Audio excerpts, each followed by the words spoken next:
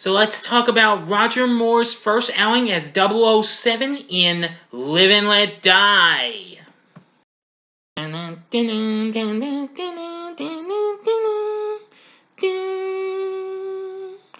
Big D's Entertainment Rankings and Reviews presents The Summer of 007. So greetings, my fellow YouTubers, and welcome to Big D's Entertainment Rankings and Reviews.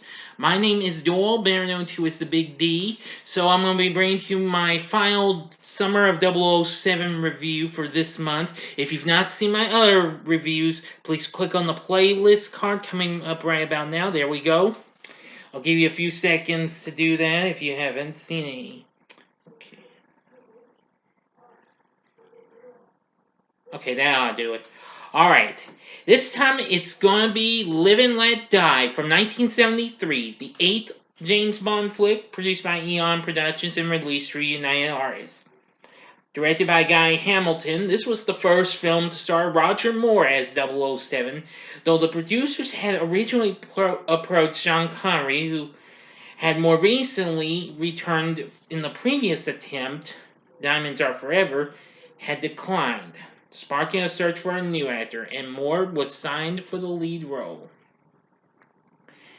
Anyway, the film is based on Ian Fleming's second novel of the same name. The storyline for this involves a Harlem drug lord known as Mr. Big who plans to distribute 2 tons of heroin for free to put rival drug barons out of business and then become a monopoly supplier. And Mr. Big is revealed to be the alter ego of Dr. Kanaga, a corrupt Caribbean dictator who rules San Monique, a fictional island where opium poppies are secretly farmed. And Bond is investigating the deaths of 3 British agents, leading to him. And now he's trapped in a world of gangsters and voodoo as he fights to put a stop to the drug baron scheme. So here we go. In our story, 3 MI6 agents are killed under mysterious circumstances when 24 hours in the United Nations headquarters in New York City, in New Orleans, and the small Caribbean nation of San Monique. While monitoring the operations of the island's dictator, Dr. Kanaga, James Bond 007 is sent to New York to investigate. Kananga, I mispronounced it. Kananga, so my mistake, is also in New York visiting the UN. After Bond arrives, his driver is shot dead by Whisper, one of Kananga's men, while taking Bond to Felix Leiter of the CIA. Bond is nearly killed in the ensuing car crash. The killer's license plate leads Bond to Harlem where he meets Mr. Big, a mob boss who runs a chain of restaurants throughout the U.S. But he and the CIA do not understand why the most powerful black gangster in New York works when unimportant island's leader. Bond meets Solitaire, a beautiful tarot reader who has the power of the Obi, who and can see both the future and remote events in the present. Mr. Big demands that his henchmen kill Bond, but he overpowers them and escapes with the help of CIA agent Strutter. Bond flies to San Monique where he meets Rosie Carver, a local CIA agent. They meet up with Bond's ally Quarrel Jr., who takes them by boat near Solitaire's home. When Bond suspects Rosie of being a double agent for Kananga, Rosie tries to escape but is killed remotely by Kananga. Bond then uses a stacked deck of tarot cards that show only the lovers to trick Solitaire into thinking that fate is meant for them. Bond then seduces her, having lost her virginity and thus her ability to foretell the future. Solitaire realizes she would be killed by Kananga, so she agrees to cooperate with Bond. Bond and Solitaire escape by boat and fly to New Orleans. There, Bond is captured by Mr. Big, who removes his prosthetic face and reveals himself to be Kananga. He has been producing heroin and is protecting the poppy fields by exploiting the San Monique locals' fear of voodoo priest Baron Samedi, as well as the occult. As Mr. Big, Kananga plans to distribute the heroin free of charge at his restaurants, which will increase the number of addicts. He intends to bankrupt other dealers, well, drug dealers that is, with his giveaway, then charge high prices for his heroin later on in order to capitalize on the huge drug dependencies he has cultivated. Well then, it's getting intense, huh? Angry at her for having SCX with Bond and that her ability to read tarot cards is now gone, Kananga turns Solitaire over to Baron Samedi to be sacrificed. Kananga's henchmen, one-armed Tee and tweed-jacketed M, leave Bond to be eaten by crocodilians at his farm in the deep south backwoods. Bond escapes by running along the animals' backs to safety after setting the drug laboratory on fire. He steals a speedboat and escapes, pursued by Kananga's men under Adams' order, as well as Sheriff J.W. Pepper and the Louisiana State Police. Most pursuers get wrecked or left behind, and Adam does not survive Bond's strike. Now for the ending. You know the procedure. You have 5 seconds to sub this video. Go to the description box below and fast forward to time below. If you've seen the movie already, continue on after the 5 seconds. Here we go, right now.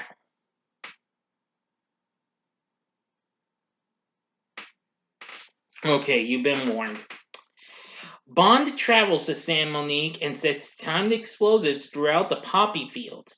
He rescues Solitaire from the voodoo sacrifice and throws Samedi into a coffin of venomous snakes. Bond and Solitaire escape below ground into Kananga's lair. Kananga captures them both and proceeds to lower them into a shark tank. However, Bond escapes and forces Kananga to swallow a compressed gas pellet used in shark guns, causing his body to inflate and explode. Liar puts Bond and Solitaire on a train, leaving the country. He sneaks aboard and attempts to kill Bond, but Bond cuts the wires of his prosthetic arm and throws him out the window. As the film ends, a laughing Sandy is revealed to be perching at the front of the train. End of story. So, what did I think of Live and Let Die? Well, with a new Bond and all, I really thought this was pretty good and what have you. Now, this film was released during the height of the blaxploitation era, since we've had numerous blaxploitation flicks at the time. I mean, you know, like the Shaft movies and Superfly and heck, even Blackula was big. This came out in the summer of '73, and that was the year we actually got the follow to that movie, Scream Blackula Scream. But anyway, we still have a pretty good cast. Roger Moore does a pretty good job on his first outing. The late Yaphet Kotto plays Dr. Kananga and Mr. Big. Jane Seymour, who of course would later go on to play Dr. Quinn, Medicine Woman, plays Solitaire. Very good performance. Sheriff Pepper is played by Clifton James. Geoffrey Holder, well, I believe I know who that is.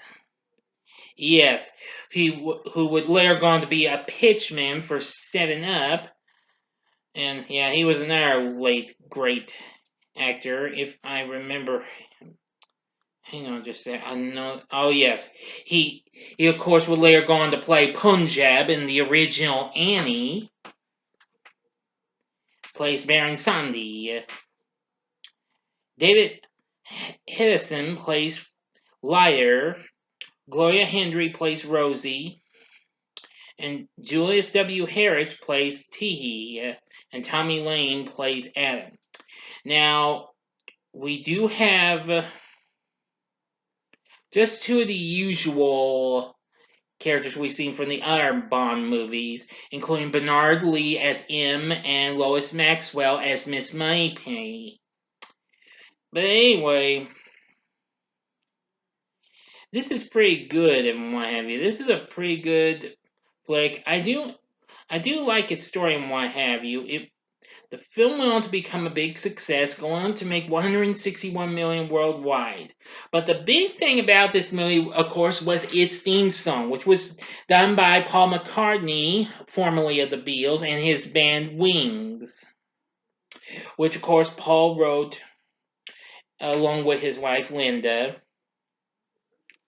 It was actually nominated for an Academy Award for Best Original Song.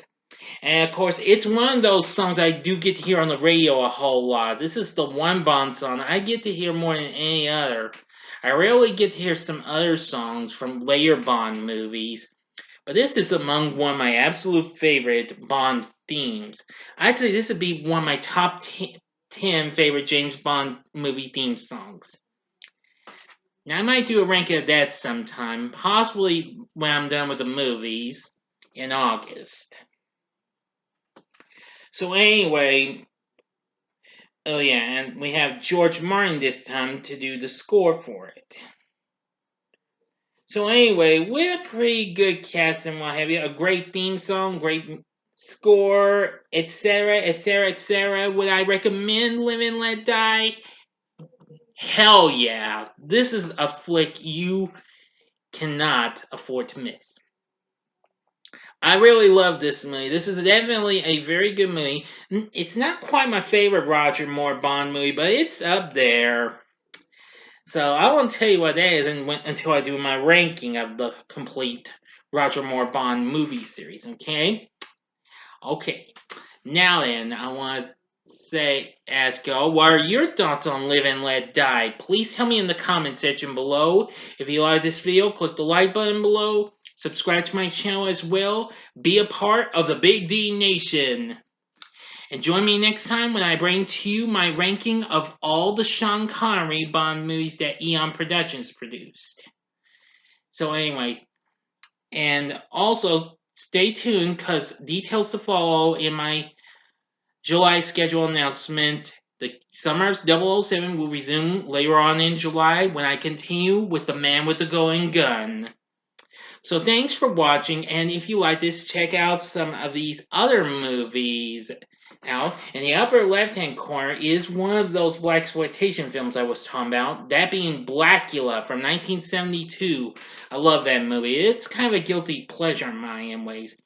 The upper right-hand corner is my review of its sequel that came out the same year, Scream Blackula Scream, or if you would like to take a little bit of a pause from that, go to the bottom left-hand corner and see my review for a really good movie that starred former Bond, Sean Connery in Indiana Jones and the Last Crusade.